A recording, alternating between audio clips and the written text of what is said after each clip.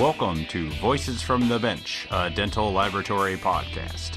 Send us an email at info@voicesfromthebench.com or look for us on Facebook at Voices from the Bench. Greetings and welcome to Voices from the Bench. We are at episode 116. My name is Elvis. My name is Barbara. 116, it's got a 6 in it, and that's my lucky number, so this is going to be a fantastic episode. It better be.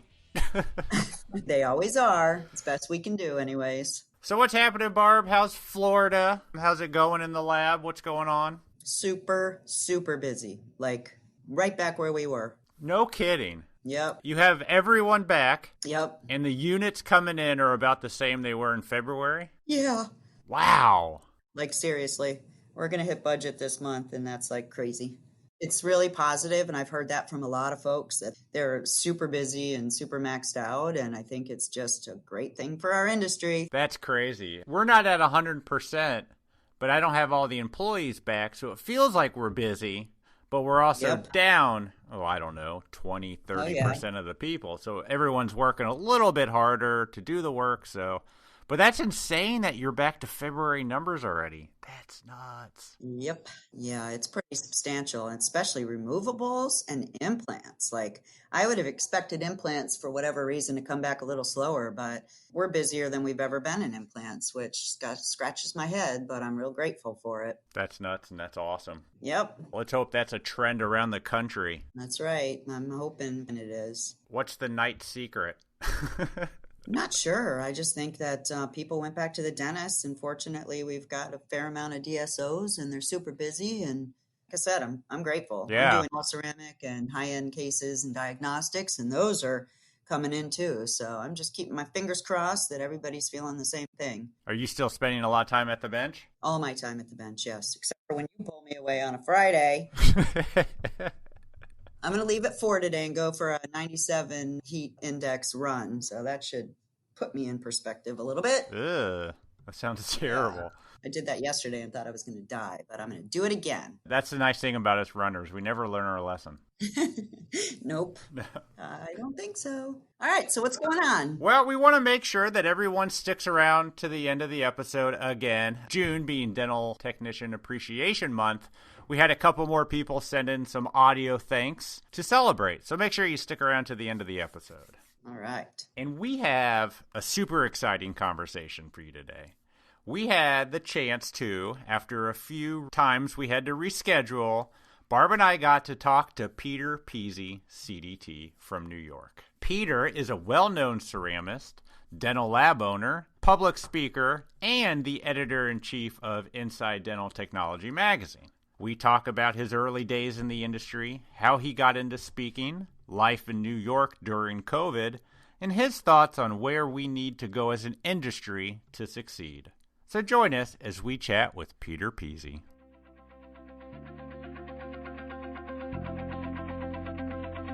Barb, I got a call from a doctor who's looking for a new lab. What? That's awesome. Did they start to send you work yet? Yeah, but unfortunately her impressions are terrible. Missed margins, distortions all over. I don't know what to do. Well, she's probably looking for a new lab because the last lab stopped taking her impressions. You know, bad dentists, they go from lab to lab to lab. Yeah, that's probably what she's doing. But I just got this account. I don't want to lose it. When I talked to her, I asked what impression material she was using, and it was some brand I've never heard of. Yeah, there's a lot of crappy impressions out there. I don't understand why offices use cheaper materials to save money up front, but in the end, it ends up costing them twice as much, and with all the remakes for us and for them that they end up doing. And, we got to eat the remake costs. Yeah, that's so true. I really wish I could find an impression company I could rely on for help, and the doctors can get the help they need for us to get the records we need. So there you have it. Check out Kettenbach. This German-manufactured impression material is taking the U.S. by storm.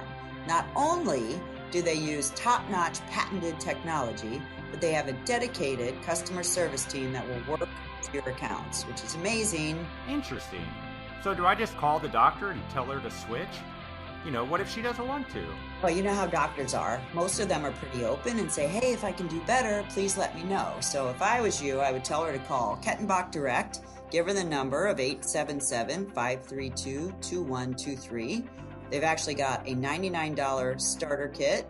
They will put her in touch with a local rep, and they also have a lot of materials that labs use every day, like the Panacell Lab Putty Hard and Lab Putty Soft. They've got soft reline, they've got bite registration material, and when a lab orders, guys listen up, 25% off your first order. All you have to do is mention the code Dental Lab Podcast 25. Plus, they sell direct, so there are even more savings. Whoa, wait a minute. I've heard about that lab putty. We use it here in our lab. I didn't even realize it was made by Kettenbach. That is amazing lab putty that our technicians love. I'm going to check out kettenbach-dental.us right now and then call my new doctor. So, just hearing Elvis say it's an amazing lab putty, there you go. There's a super awesome recommendation. So, call him. Thanks for your support of the podcast, Kettenbach. Thank you.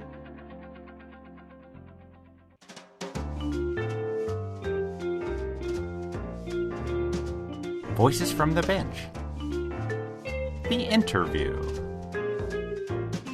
We'd like to welcome to the podcast today a man that's known quite well in our industry. I don't think I've been to very many conventions where you're not speaking at.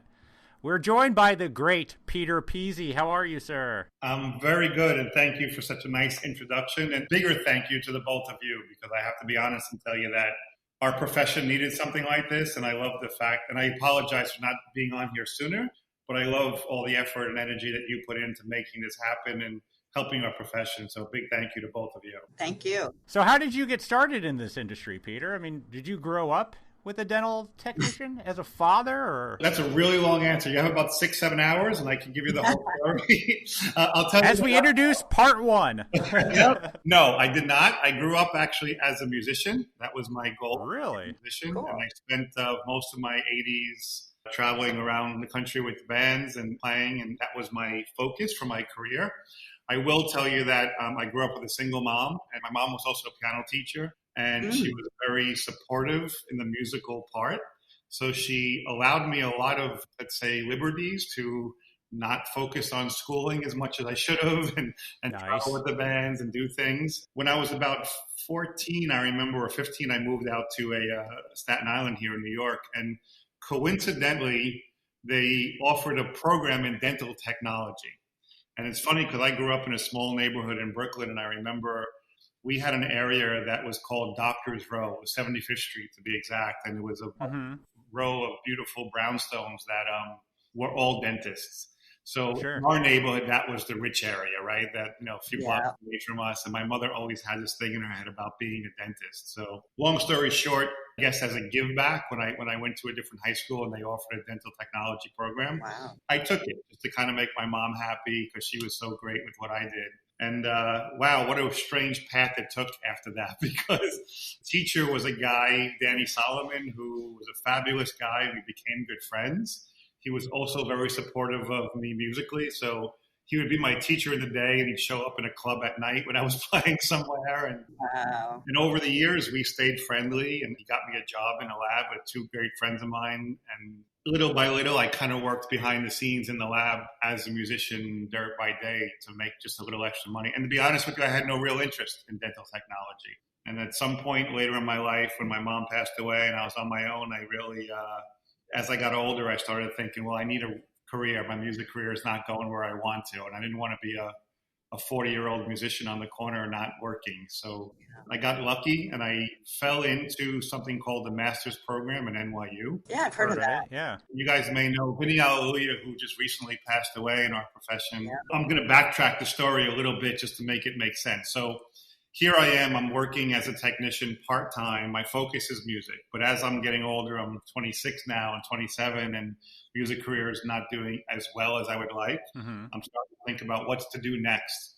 Well, interestingly enough, there was a guy here on Staten Island, New York, called Paul Federico. And Paul Federico was kind of the famous technician in the area on Staten Island here in New York area. And a package got delivered to my laboratory that had Paul Federico's name on it. Ooh, there you go. And I looked at that bag and I'm like, who is this guy? What makes him so famous, so popular? So I opened the bag and I looked at it, and it looked like every other crown that I had seen before. I didn't really know the difference, to be honest with you. And by the way, at that time, I was nothing. I don't want to say nothing more because that sounds disrespectful. All I really knew was maybe making copings. I didn't really know much more about the dental profession. Long story short, though, I called Paul and I kind of invited myself over to his laboratory. Right. And I walked into a guy's office that had a huge articulator, which I had never seen before, right? Because we were doing everything on metal articulators. And he was working under a microscope. And those two things alone were kind of interesting to me. And I pushed my way into his lab and I said, if you need any help, I can maybe come and help you once in a while. So I wanted to know what he was doing. Yeah. And he said, no, I don't, but you're welcome to come with me to NYU one day. So it was Paul who really got me involved in the NYU program. And I took that program. I was, I think, 30 years old, believe it or not. And when I came out of that program, it was right after 9/11. The next year I started teaching part of the program.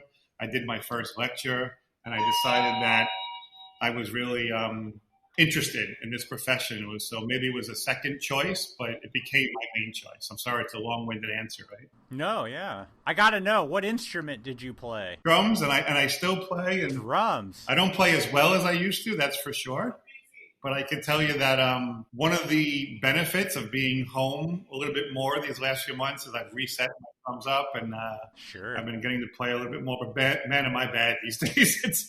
My brain wants to do it all, but my hands and feet aren't going anywhere. So it's kind of funny. Oh, that's great. So you went through the NYU program and you became a lecturer. When did you actually open up your lab? So I was working kind of part-time in a good friend of mine's lab. And by the way, my friends Nikki and Jimmy, who hired me when I was a kid, they are actually here in my office now. They have their own space that they wow. Because we were friends forever. And when my mom passed away, my friend Nikki became a brother and a friend and a father. So it's kind of, I moved in and his wife fed me for 15 years and became my family, let's say.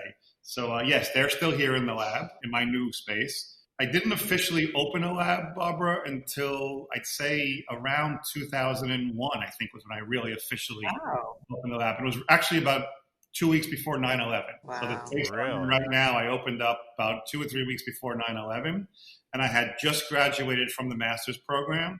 And Vinny, hallelujah, offered me to do a lecture in Tarrytown, New York, which used to be a big show here on the East Coast, for the master's program. And what was so interesting about it, because remember, I came from a music background. I was on stage. I was used to being in front of an audience. Sure. I lived for being in front of an audience, to be honest.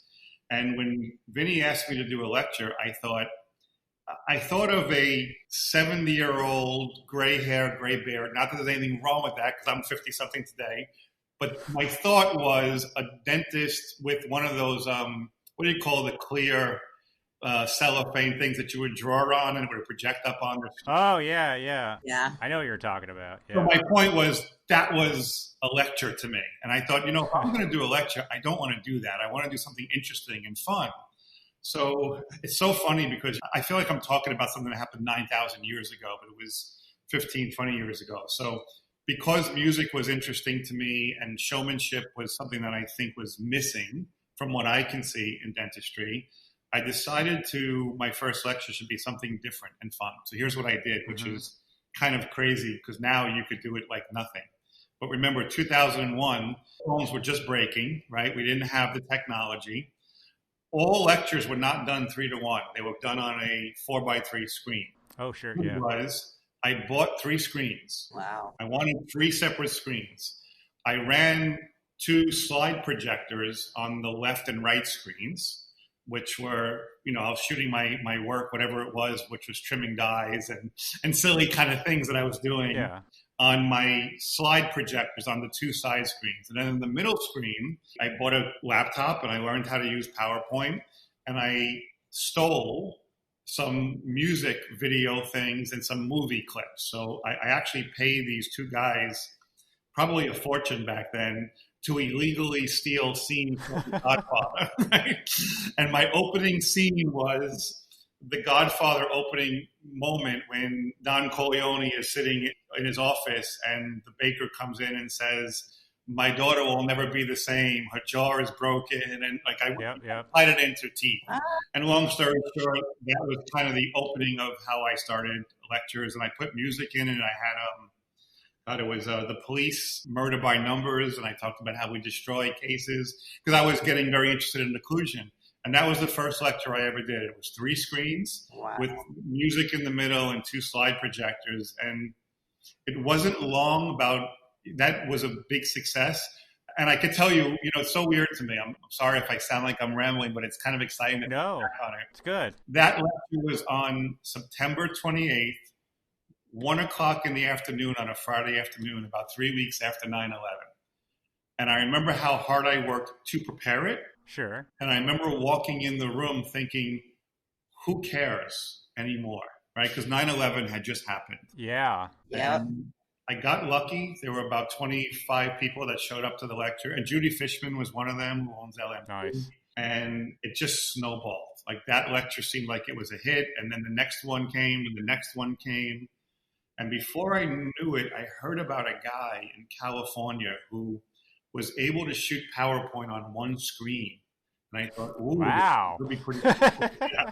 So I hired that guy. Smart. And I brought him to New York. His name is James Cowherd, by the way. And James Cowherd, you guys may know, is the #1 guy in the dental profession today. He worked with Peter Worley.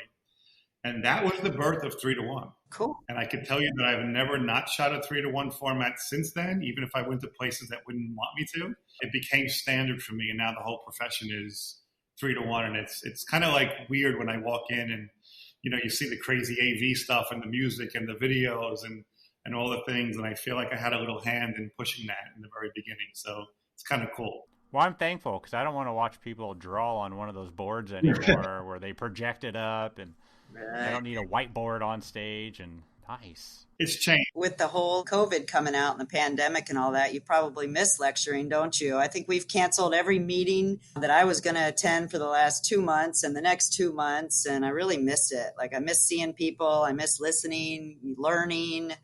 Is that kind of how you're feeling right now? Because I'm sure you canceled a few. Yeah, Barbara, it's really hard I have to be honest. I'm in my lab 5 days a week. I'm a working technician, but I'm traveling usually 3 times a month. So I leave my lab on Thursday nights or Friday mornings. I work all weekend, come back on Sunday and get back to the lab and get back to work. And I believe to be a good teacher, you have to really be working. You have to really have new cases and new things to talk about. So it's part of my pride, but I could tell you I get burnt out, right? Because I'm traveling 3 times a month and preparing new lectures. And sometimes I go away and I'll do 5 lectures in one weekend in different locations. Wow. And it's kind of crazy. And then I come home and I get burnt out. And then the minute I have 2, 3, 4 weekends off, which is very rare, I'm sitting there going, okay, when's the next one? That Jonesing starts happening, what's going on. And I guess maybe that's the performer in me. Yeah, I think so. I think it's important. I miss it. That's the reason the drums came out. You got bored. Yes, it did. It's kind of fun to start thinking through them a little bit. That's for sure. Yeah, we should be on our way to Lab Day West right now. You know that, right? Yeah, actually, I think Lab Day West, or would have been Florida last weekend, and yes, Lab Day this weekend, and we would have been probably on a plane right now. You want to know what's really kind of funny? If you look at my calendar, I had just gotten back. I was in, I think, like Iowa, then I went to Minnesota, then I went to London, then I came back from London and I went straight to Minnesota again. Wow. And then my next trip was to China. I had 2 weeks in China. Wow. Obviously, that got canceled because of Wuhan had just started coming to surface. Yeah. And I said, okay, I get it. I'm not going to go, no problem. And then my next trip after that was to Seattle, which was exactly when the Seattle nurse and then that got canceled. Wow. And then my next trip was to California. It was kind of like I was going in the path of COVID. It was like anywhere they were going, I was going. I see a conspiracy theory here. Yeah. They all got canceled. And I'm jonesing to get out with everybody. And that's why I asked, because I was going to be at Florida meeting as well, speaking there. And Elvis and I travel all the time. And it's like, I get burnt out too, but I really miss it. And I can't wait to get back out there and, start talking to people again and just the whole vibe of it. I always remember passing you. I've passed you where you're going to a lecture and you can literally feel, your energy and you're just like pumped up and ready to go. So it's definitely something that I noticed when I passed you a couple Well, meetings ago. thank you. Yeah, our lecture for me was always more of a, look, the goal of it is to teach, right? 100%. The goal is to be a useful teacher to the people in our profession. I think that's number one for me. But also, there's more to it. I always used to say when I would work more with the small shows, I would talk to the people who ran the shows. And my thought to them was, listen, if your show brings in 200 people that are local to your community, your job isn't just to have infomercials for them. Because let's be realistic, there's a percentage of those people who probably haven't come to that show in 1-2 years because they're tired of it, they're not motivated, they had enough, they've seen the same thing.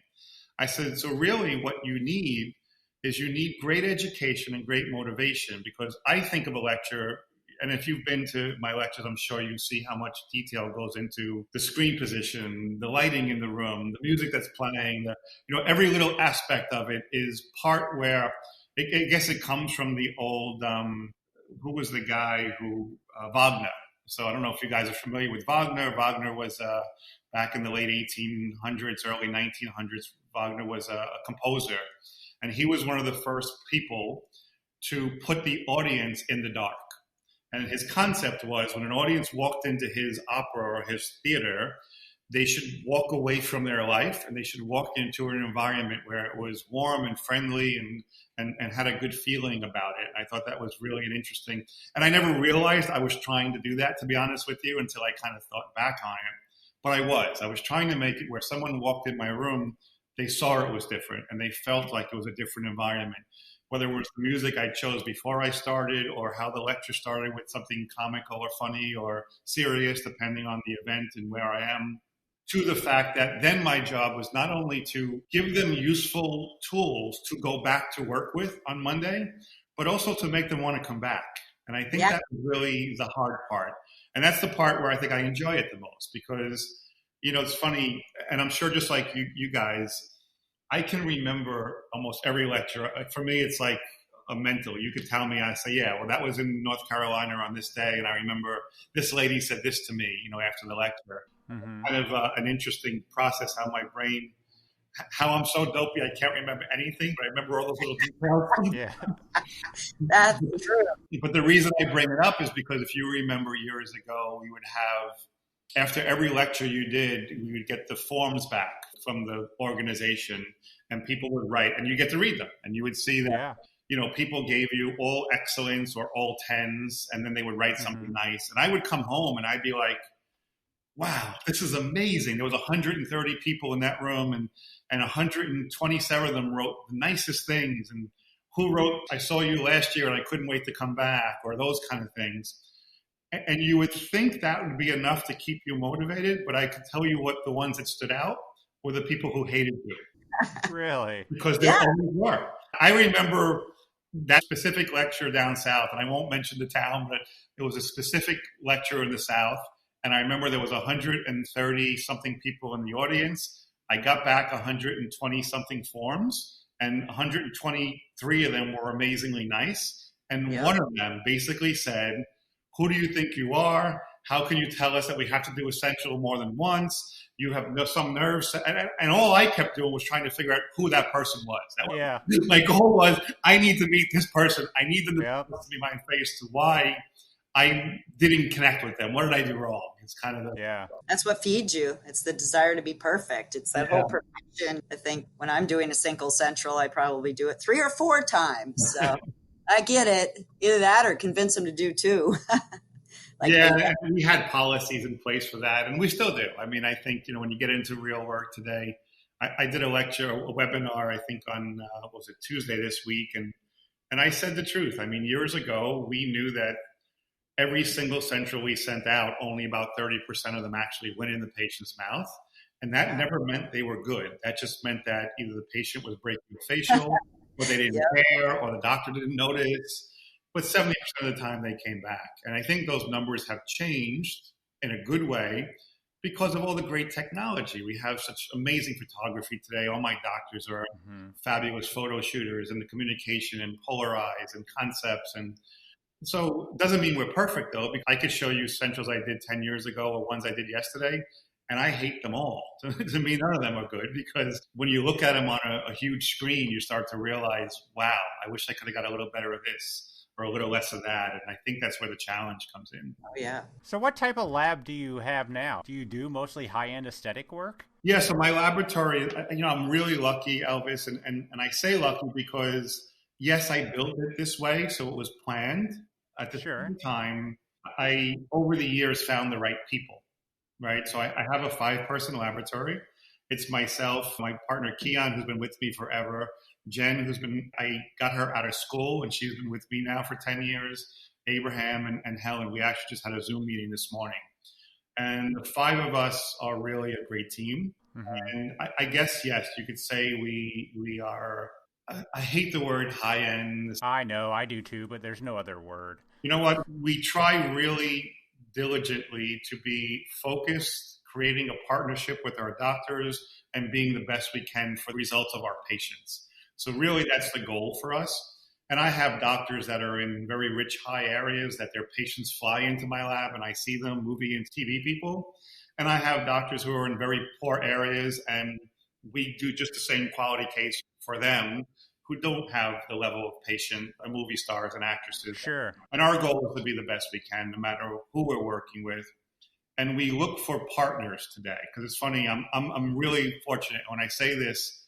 A lot of technicians are probably going to get mad at me, but we have before COVID, we probably get 4 phone calls a week from doctors who want to work with us, right? Mm-hmm. And it's almost interesting because a lot of times, and this sounds so bad to say it this way, but I'm trying to think of a nice way to say it. It almost sounds like they're afraid on the phone to talk to us. It's a weird. Really? It's like they'll call up and they'll be like, "Oh, hi. I was wondering, I saw a case. Maybe at some point you might be able to do a case for my wife or my patient." And they always seem to have like a very nice approach to it. And I sit back and I'm like, we're a dental lab. Of course we want to work with. Yeah. But we're also to the point where we can't do everything. And I think the business that we built is we realized that we look for new people to work with, but we look for people who want to be like us, meaning that why are you doing what you do? What do you believe in? What's the quality? Mm-hmm. Do you use photography? And we've gotten to the point where, and again, this sounds so snobby, but the joke in our lab is if a doctor calls and asks a fee schedule in the first minute of the conversation, that's a hang up and we don't ever talk to them again. But if they start asking about materials and photography and those things, I might be on the phone with them for 4 hours, right? Because now I'm interested and I want to know more about them and their practice and who they are and what they're doing. Sure. And that's kind of the way we've always approached it.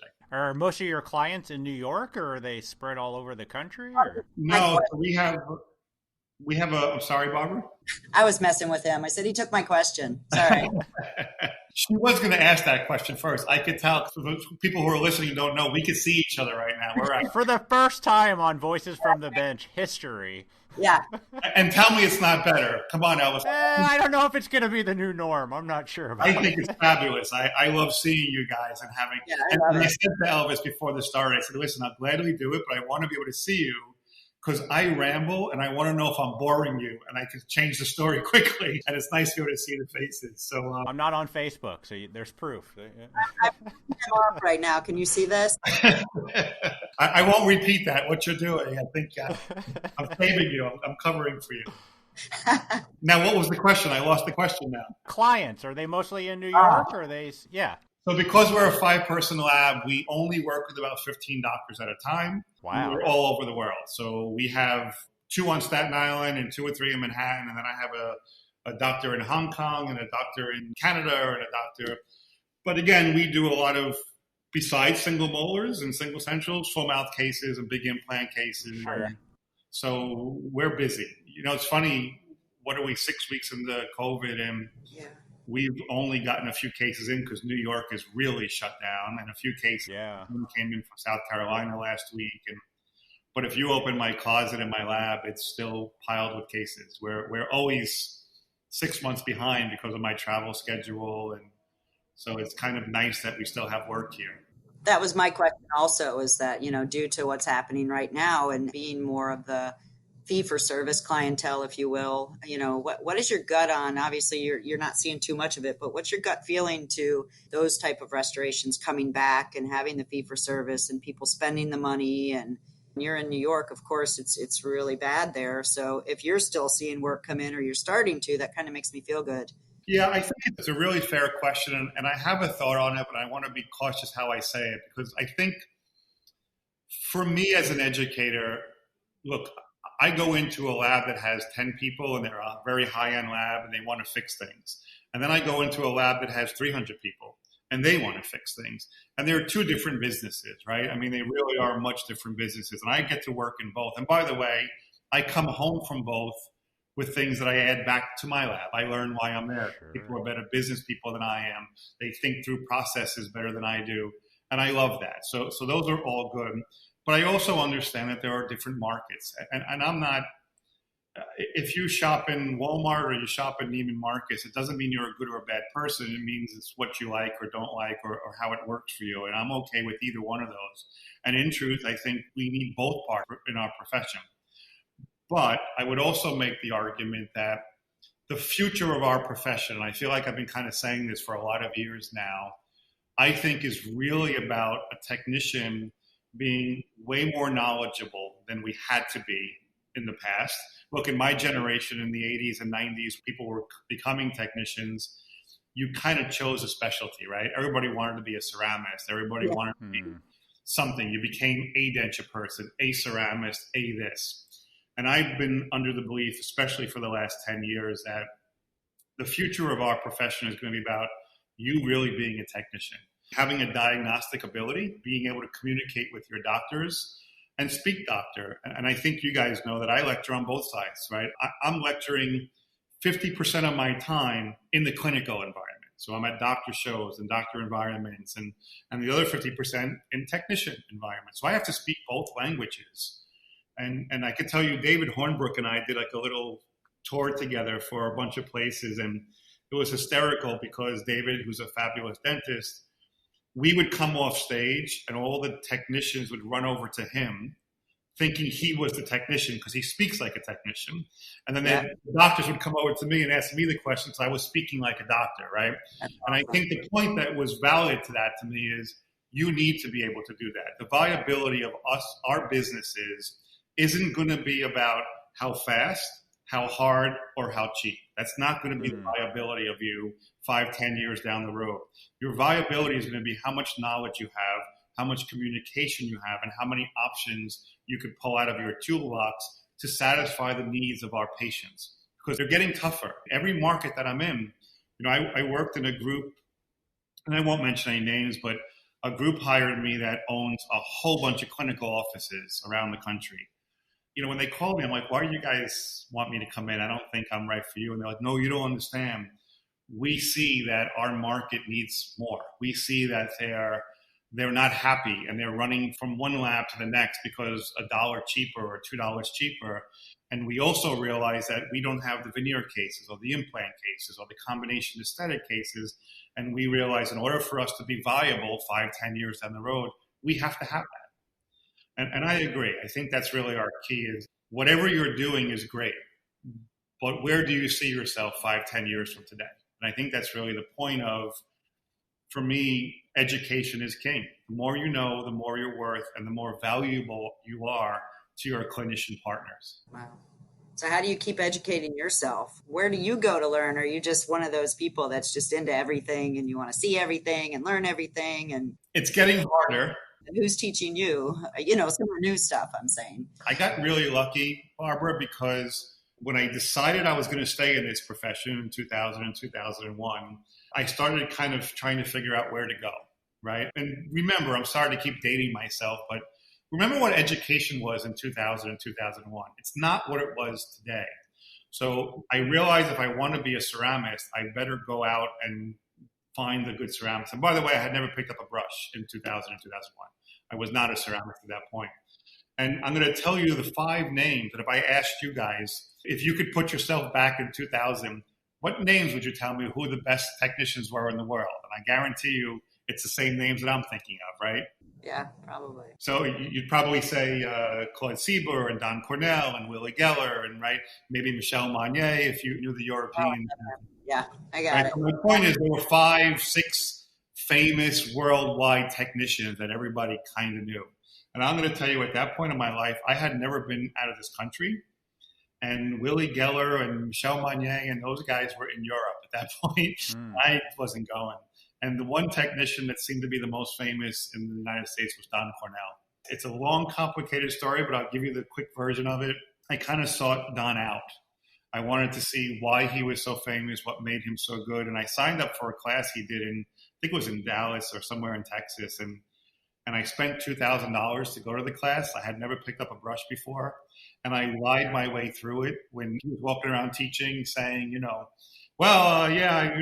never used this brush before and all the silly things that we do.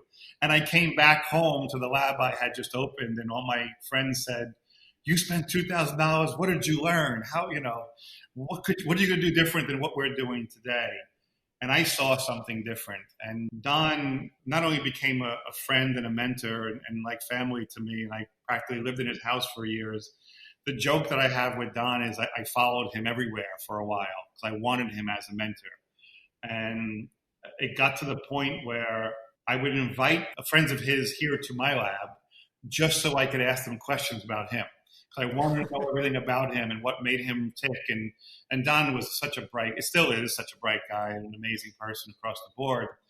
And eventually, after I took 4 or 5 courses from him, and then I went and took a course with Aki, and then I took another course, and I started learning.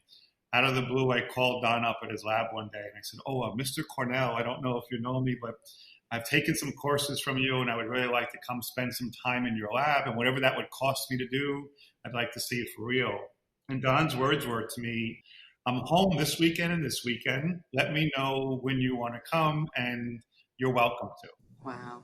And I flew out to California. Don picked me up on Pacific Coast Highway.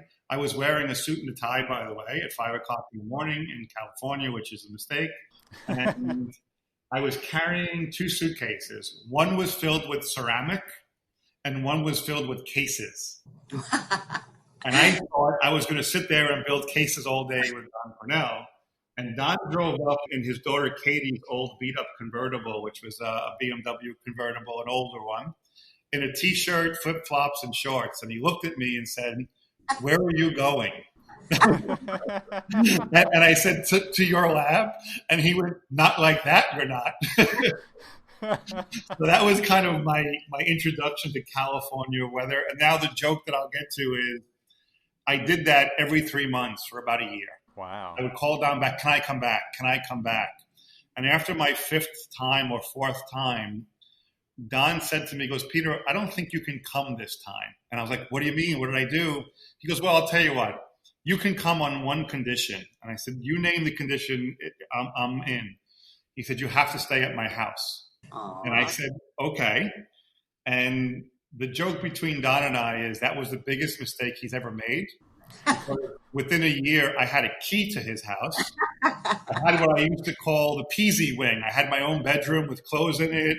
I had, he would come home and I'd be hanging out with his wife and we'd be cooking and making food. And I became, their family became friends with my family and it became a really great relationship. And he was my main mentor and kind of inspired me. And from Don, I went to Willie. And then to Walter Gephardt and to Michelle. And what I always tell everybody, it sounds so calculated, right? It sounds like I picked somebody and I went to learn, and I did. Mm-hmm. But what I never expected, not only from Don, but from Walter, who's stayed at my house, and Michelle, who I've stayed at his house, and Willie, for that matter, who's never closed his door to me, I never expected their friendships to be what they are to me today. And that's really the amazing part, that people opened their doors and allowed me to just walk in. And it's funny to me because you know what? I have visitors in my lab all the time before this, right? And people always say to me, why do you let technicians come to your lab? And my answer is because they all let me come. They all let me come and learn and share. How can I not do the same thing for the rest of our professions? So that's the way I've always done it. And I really feel that the more we can give back and share, and let's be clear, I said there were 5 names in 2000. How many are there today? If I asked you to name all the teachers, you would name 50 of them like it was nothing. which means Yeah. there are better teachers. And let's Yeah. remember, if there were 5 of them back then, those 5 had 20 or 30 followers. Now there's 50 and they have 20 or 30 followers. Yep. That's why the education in our profession is so much better, because I think each person, I hope I've inspired people to be better teachers, and I hope each of us have keep inspiring people to be better educators and better for our profession across the board. Awesome. Our industry's always been big on sharing, and it doesn't matter if you're competition or not. And that's really one of the reasons we started the podcast, and more importantly, why it's so easy to do the podcast. Yeah. It's so easy to find people willing to share. It's Yeah. wonderful. That's why I think what you guys are doing are wonderful. And I've listened to a few of them, and I regret that I didn't get on earlier to talk to you guys more, because I know we had a few tentative schedules. And Yeah, it's all good. And please understand, sometimes when I go some places, I'm pulled in 9,000 directions, and it's hard to have time to say hello to everybody. And, it's always a concern of mine, because you're running through a show, and I have 3 lectures, and I'm a last minute technician, right? So usually I have a lecture at 9 o'clock in the morning, and it's 4 o'clock in the morning, and I'm in my hotel bed still putting it together and getting it organized. Yeah. And then, you have a few hundred people who want to talk to you and want to ask more questions. And then you come home and there's, 400 emails about that lecture. So your time becomes harder and harder to kind of manage it. But I think I've really always tried to make a concerted effort to never lose the ability to talk to everybody and kind of be as close as I can. And I think that's the luxury I had with Don and with Willie and Walter and Michelle and all those people. So, and I don't put myself in their league by any means. I don't mean it that way. I really just mean it that they were there for me, and I want to be there for everybody else that I can be and help and grow, because we need it in our profession. We do. Absolutely. It's what makes us grow. Yeah, and we need it. And it's such a valuable part for the profession growing more and more these days. So we're lucky. It's a great profession. And you guys probably follow the numbers. I know you are so involved with so much education stuff, but after the 2008 hit, we lost a lot of technicians, we lost a lot of businesses. I would argue those numbers weren't as accurate as they seemed. Why? There was attrition. Some people were aging out and wanted to retire. Some labs merged together. But I love the fact that we got down to about, I think, 37,000 technicians, and we're back up over the 40 number again. I know. And that makes me feel good. Yep. And again, I don't want to come off the wrong way. I'm not trying to take credit for any of these things, but I can tell you that I think myself and several other people have made very concerted efforts to make that happen. And I'll give you an example of that. So obviously I'm traveling like crazy, and somewhere around 2009 or 10, I said, how do we get more technicians into this field? How do we show what we can do? And what I started doing was, every state that I went to that had a dental technology school, I would call the school ahead of time and say, I'm going to be in Pasadena, let's say, and I would like to come to your school on Thursday morning and donate a half day to the students. And that kind of snowballed, right? So I've been to every school in the country, and I always donate a half day. And even in Canada, I was in Vancouver, I think, in January, and I donated a half day there. But the reason I did it was because you'd have 20, 30, 40, 50 kids in these dental technology programs, and I don't think they were getting really a great picture of our profession. Sure. So I started doing that about 10 years ago, and I've encouraged all my friends that teach to start doing more of that. And I think now when I walk into a show like, Lab Day West or any of these shows, when I see all the younger faces there, I'm like so proud, right? I feel like it's coming because we're getting out to these people a little bit more. We're giving them a reason to come to us. And then obviously for me today with the magazine, that gives me a different reach, having IDT there for me and being able to reach people without always only being on a plane, makes it another way to kind of reach out. One of our proudest moments here on the podcast is when we got in touch with a teacher from a dental technology school who said our episodes became an assignment. And that made us feel so great that they had to listen to an episode and then talk about it for 15 minutes. She said all of them talked too much about it because they were excited for it. And that made us feel so good. Yeah. Well, I'm glad they weren't on video then to see all the hand gestures that was doing. Exactly. That's why we do audio only. That's very important sometimes, especially for those of us that like to do off the cuff things. So, yeah. I think it's great. I think, listen, what you guys are doing is great. And I think every way that we can reach out to people. And for me, like I said, that's the magazine a lot too. Yeah, I wanted to ask about that. Yeah, talk about that. How'd you get connected with IDT? Oh, God. I'm sorry. All my stories sound so long winded. I'm trying to shorten them as fast as I can. I knew Pam Johnson and Valerie Berger years ago. Yeah. I worked with them when they were with a different magazine. And behind the scenes, we became a little friendly, and I contributed to some of the things they were doing. And when they decided to go and start up IDT with the Aegis Corporation, they came to me. And, I'm really lucky. And I know it sounds weird to say, but I get to have fingers in things, right? I get to be behind the scenes when products are being developed. I played with scanners before people knew what they were. I've had the luxury of being behind the scenes with things. And even with IDT, I remember when it was starting and I was kind of slightly consulting or giving opinions and those things. Well, anyway, long story short, over the years, obviously I wrote a few editorials and some articles, and I was always there for Val and Pam. And about 3 years ago, I got an email from Pam, and she said, we'd like to have a meeting with you if it's okay. And we did that every few months, so I didn't think anything of it. And I remember I was sitting in my office, which is right behind where I'm sitting now. And the meeting was at 10 o'clock, and I plopped down on the chair, and I had my coffee, and Val and Pam were on the phone. And they said, so here's what we're thinking. We want someone to kind of be a new editor-in-chief in the magazine, and the person should have these qualities and should do this. And as they said that, my old school brain opened the cabinet and took out an old Rolodex I had, and I started flipping through the Rolodex as they were talking to me. And I actually kind of stopped listening to them, because now my brain was, who's the person for this? Let me think of who I can help them with and get that person. And now I'm not even paying attention to them, and I'm going through my Rolodex, and like a minute later I hear them say, well, what do you think? And I'm like, I'm thinking, hold on, let me see if I can find my, I'm still looking for the name. And then, you're the name, right? Val said to me, did you hear what we said? And Pam jumped back in, and she goes, we were wondering if you would be willing to do it. And I was like, aw. Oh, okay. I didn't know you were talking to me. Okay. I'm like, wow, of course I would. And that would be an honor. And it was an honor. It really was an amazing honor. And you know what, kind of coincidentally, I mentioned Don before. And when I first met Don and started working with him, he was the editor-in-chief of Dental Dialogue. It wasn't Pam and Val's magazine. It wasn't another magazine. It was really based out of Europe. So I started working with Don right when he was taking over the magazine. And actually, it was Don who let me write my first editorials in Dental Dialogue. Oh, nice. And then that's how I kind of got more into other magazines and other things. So when Pam asked me, and I was blown away.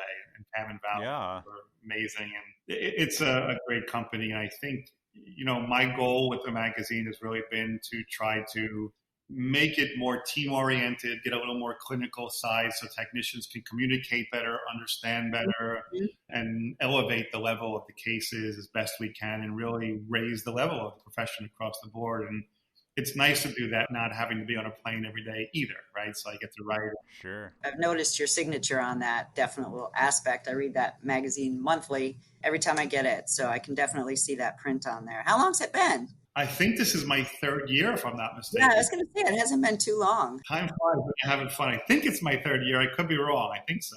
How do you fit that in? I got to ask. Oh, I got so much extra time on my hands. That's what you do on the weekend. You're not traveling? You know what? I'm very efficient with my plane time. Yep. Yeah. And my plane time is normally, I get on a plane, I pull up my laptop, and I start building my lectures for that weekend or that show or wherever I'm going. And then, and also what I do, I'll tell you, I'm really kind of, I'm loopy and dopey in so many ways, but when it comes to some things, I'm really precise and kind of controlling. So if you look at my laptop, which by the way, I change my laptop every 2 years, right? So the reason I do that is because my laptop contains every lecture I've done since 2005. So Barb, if you say, hey, I want you to come to Florida and do some work with us here, I'm going to go back and look at the last time I was either in that lab or I did that show, and I now have a record of what I did.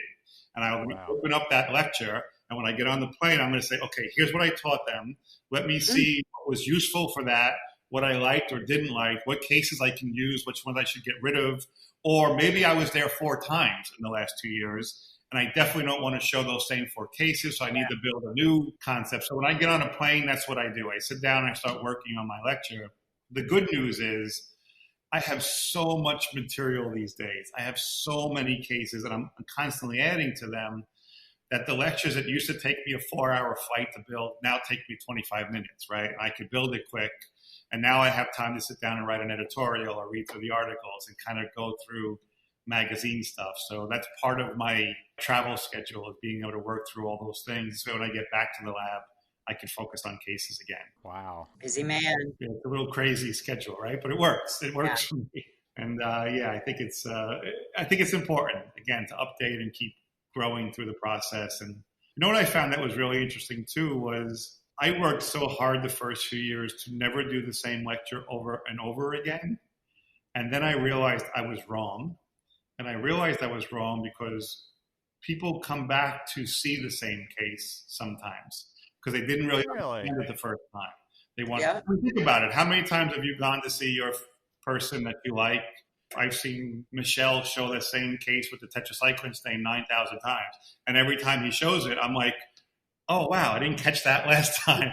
There's a little bit more to it, right? So I think I've learned to try to balance that, I think, over the years. I've learned to try to add in new, but make sure you keep the concept, the format, educational. And also you have to read different levels, right? Because you'll have an audience and sometimes there are people who are waxers and designers, and sometimes they're ceramists, and sometimes they're denture people. And we have to be able to hit them all.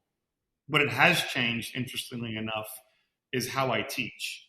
And what I mean by that is if you invited me to your lab today, Barbara, as an example, years ago, I would have just got on a plane and went and did a course, right? I would have did a 2-day ceramic course or a 2-day this course.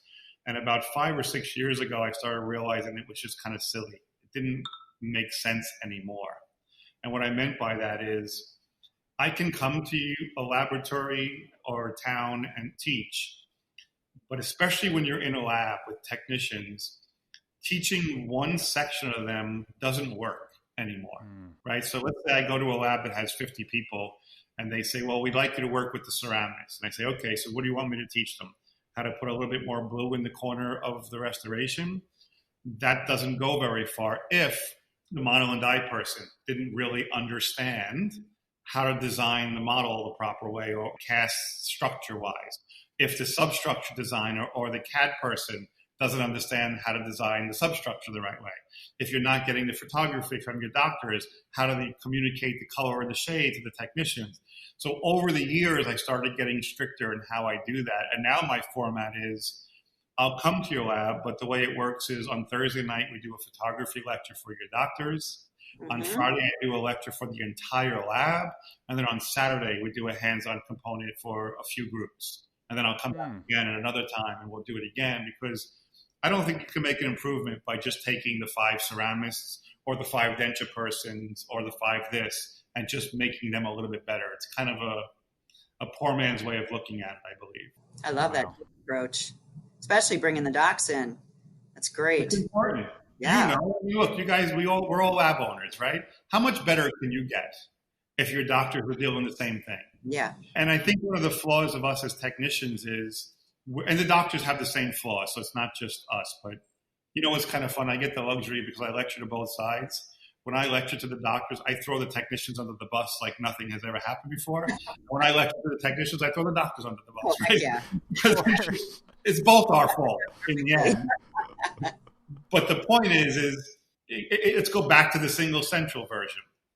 How do you know? Because I used to say, yeah, okay, how do you know that the single central was good? Right? Because every time I would talk about a single central concept, there would be somebody in the audience who would say, well, you know what? I do single centrals all the time, and mine never come back. And I would say, oh, great. Do you have a picture? Oh, well, my boss doesn't have a camera. It's the boss's fault. Oh, okay. Did you take a picture? No, I don't have a good camera. Did the doctor show you? Oh, that doctor, he stinks. He doesn't care about it, you know. And it always became an excuse as to why. And all I've tried to do is say, stop the excuses. How about I look in the mirror, me, myself, and I know I suck. I'm not great at what I do. I know I want to be better. I'm not the best ceramist. I'm not the best teacher. I'm not the best form. I'm not the best in anything. but I have lots of people that I think are great at it, and I always try to get better and better at it. We tend to say, I'm already great, and, it's them that's the fault. Matter of fact, the first editorial I ever wrote, and I kind of rewrote it again recently for IDT, was for Don, and it was called Experience is a Double-Edged Sword. Mm-hmm. Just of the editorial was, I was a new ceramist teaching, and I would walk into shows, and once or twice it slipped out that I had only been doing ceramics for 2 or 3 years. And people would get mad at me. Wow. And they would say, well, what do you mean? I've been doing this for 30 years. And I said, 30 years isn't a badge of courage that you should be proud of if you've been doing it wrong for 30 years, which is quite possible. I agree. Very much so. What you really need to do is figure out how to revamp it, right? And I said, so if I show up at your lab and I show you how to add this one little thing in, and then I ask you to practice it for 3 months, and then I come back to your lab 3 months later and I add these little things in, and I ask you to practice that, and I do that for a year, how much better are you at the end of the year? And the answer is, I guess I'd be better. And my answer is, well, that's all I've done. I would go take something, bring it home, work on it, practice it, figure out how to improve it, figure out how to make it mine, and then be able to share it. Wow. Makes sense. I hope so. I want to come to one of your lectures. Come on, come to my area very soon. I hope soon. I miss it, and I can't wait to get back. I'm jonesing all our people and being in front of an audience. I really am. I'm sick of Zoom. I never have to do another Zoom webinar and thing again. I mean, it's fun because there's a lot of people that show up, but yes, it's tough. Yeah. Barb will give you a wing of her house if you go down there. Listen, the bedroom I had out in Cali was a real nice one, Barb. I'm not sure. I don't think I compete with Don Cornell, but I can try like that. So what's next for you, Peter? Obviously, we're not traveling right now, and we really don't know what that future looks like. But what are you looking to do? It's interesting. So I'm a 5-year guy. I mean, I'm always thinking about the next 5 years. What am I going to do next? And it's funny because if you ever come to my lab, you'll see what I built in my lab. It's kind of a combination art studio and laboratory. And the plan is really think about where you want to be in the next 5 years and try to figure out how to put yourself there today. And it sounds hokey, I guess, but when I built my lab here 20 years ago, I knew I was going to be teaching. I knew I was going to be lecturing. I was hoping to be somewhat of a leader in the profession. And I built it with that in mind. So the people that I picked, I knew I had to pick people that I could trust to be here while I was out traveling and learning. The environment I built, I knew I had to build it so it was big enough for what I needed in the future, but artsy and good enough for what I had at that moment. And I think every part of my plan has always been that way. I think the future for me, what I've been pushing in more for the last few years is really collaboration. I think we need much more education clinically and laboratory wise. And I could tell you that for me, about 10 years ago, I started working closer with doctors. I'm a mentor at the Coy Center. John and I have lectured together, and there's so many great other dentist teachers out there that the plan was to start teaching more dentistry to technicians. Mm-hmm. And I remember when I made the switch, to be honest with you, a lot of the people who used to come to see me didn't like it. They were kind of, really? I've come to 9 lectures you've done. This one was weird, was what they would say to me. I'd be like, yeah, because I'm not talking about just putting a little blue in the corner. I'm talking about dentistry. I'm talking about you thinking about tissue and how that emerges from the cast that you're working on and how you manage the biology and the importance of, and those are the things that I think will be valuable for you 5-10 years down the road. Yeah. That was my focus. So I guess a long answer to your question is I still believe that the combination of clinical and laboratory teaching together is going to be a bigger point for us, and doctors and technicians learning together might be more important than ever, especially in times like today. Yeah. I agree. I totally see how that could be beneficial. I mean, I have a lab full of people that I don't think really have any idea outside of the model coming in and the crown going out. Yeah, and it can't be that way forever. I mean, it's easy to make the excuse, right? Well, the technician says, well, I get a model and I'm supposed to make this coping and I'm supposed to put ceramic on it, or I have this pink wax. Let's think about how archaic we are sometimes. Do you realize we're in the year 2020 and we still use pink wax and bite rims to put that into a patient's face and say, this is where the teeth belong? I mean, really? Yeah. How is that possible? And by the way, without a photo. Yeah. Oh, yeah, that's a great one. Yeah. Crown and bridge wise, we've learned to start using more photography, not enough, but more, where we can manage shade and color and information. But I go into a big lab and I go straight to the denture department and I'm like, listen, I want my ceramists to have photos from your doctors, but I wouldn't even consider doing a denture case without a photo. And by the way, if you tell me that you're going to stick a piece of pink wax in their mouth and that's going to be the determinant, when today I could print denture teeth in white material. I can actually, I mean, one of the things we did a few years ago was I set up 3 or 4 dentures, just random, duplicated them, injected white wax into them, and now when we make a white bite rim, we take those teeth and we put those on the bite rim with the same measurements and landmarks and all those things, and that gets tried in the patient's mouth. And I'm sure they love that. Yeah, well, that one step jumps you ahead 30 steps, right? It saves you times and resets. You now see teeth in the patient's face, and by the way, it's wax. The doctor could shorten them. They could add a dot of wax. They could.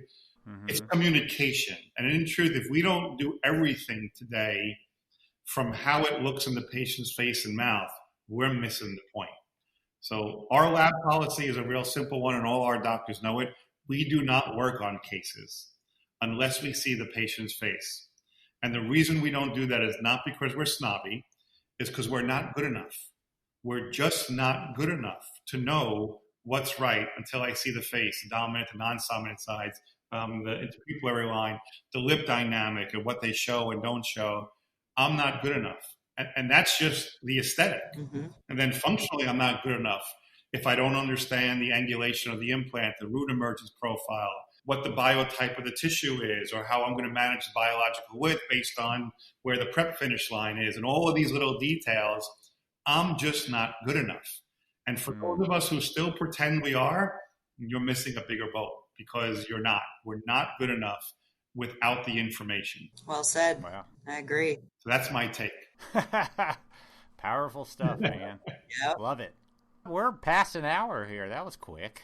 That was awesome. That conversation just flew and I loved it. It was great. You know, I'm always in a place in my mind some days, today being one of them, where I get to talk to somebody like yourself and get re-inspired, you know, and just feel like it's not the end of the world, or, you know, things don't really, I don't know. I just feel inspired. So thank you. I needed that, Peter. Well, thank you. I think it went fast because I babbled like a maniac I'm on 16 cups of coffee, as usual.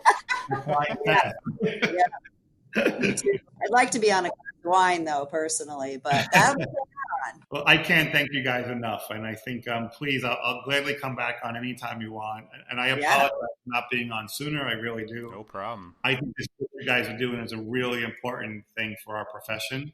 And any way I could help and contribute and add to it, please count me in as a Voices from the Bench member, because I think this is fabulous. Awesome, Peter. Good luck with the magazine. You guys are doing amazing things. I see you all over Facebook and all of the things that you're doing. And it's just been really a great journey to see how that's flourished as well. So thank you for everything you've done. Barbara, thank you for having me. And Elvis, thank you for having me. And again, I'm always here. Anytime you want me, I'm back. Awesome. And we'll happily have you back on. We appreciate it, sir. Hey, thank you. Thank Very you. much, both of you. Take care. Bye. A big thank you to Peter for coming on to the podcast. Elvis and I really, really enjoyed talking to you. You're pretty amazing, and I really learned a lot, and you totally inspired me. With as much stuff as he has going on, we definitely appreciate him for giving us time to chat. Once dental shows start back up again, we encourage everyone to check out one of Peter's lectures. You will definitely not be disappointed. And here we go again. All this month, we are playing audio thanks that people have sent in to celebrate Dental Technician Appreciation Month. It's super easy to do. Just record yourself on your phone or your computer and thank that special person or technician or group in our industry. Nothing fancy, just how you feel about it. Email it to info@voicesfromthebench.com. Show them that you care. Here are the ones we got last week. Enjoy.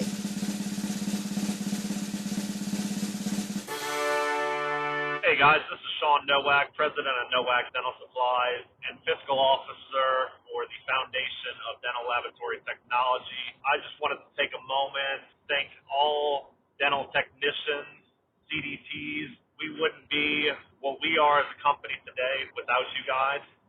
Keep doing what you're doing. Thank you.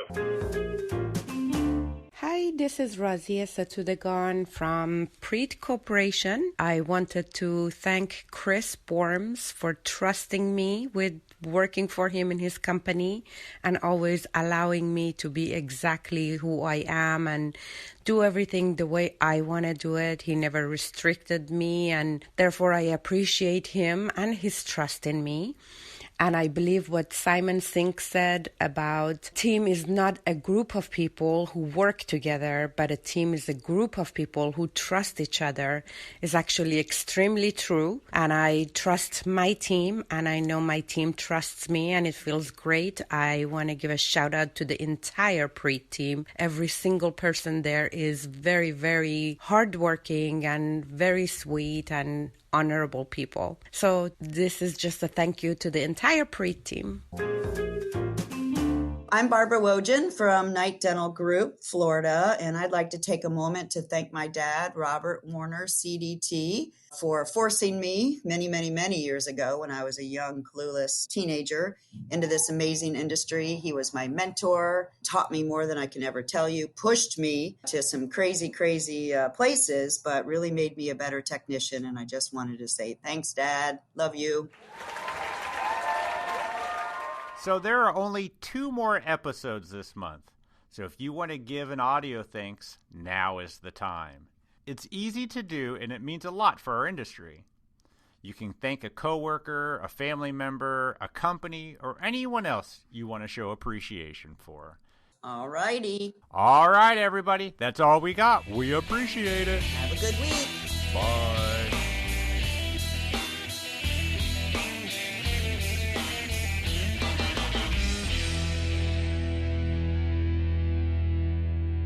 Hold on, I gotta sneeze.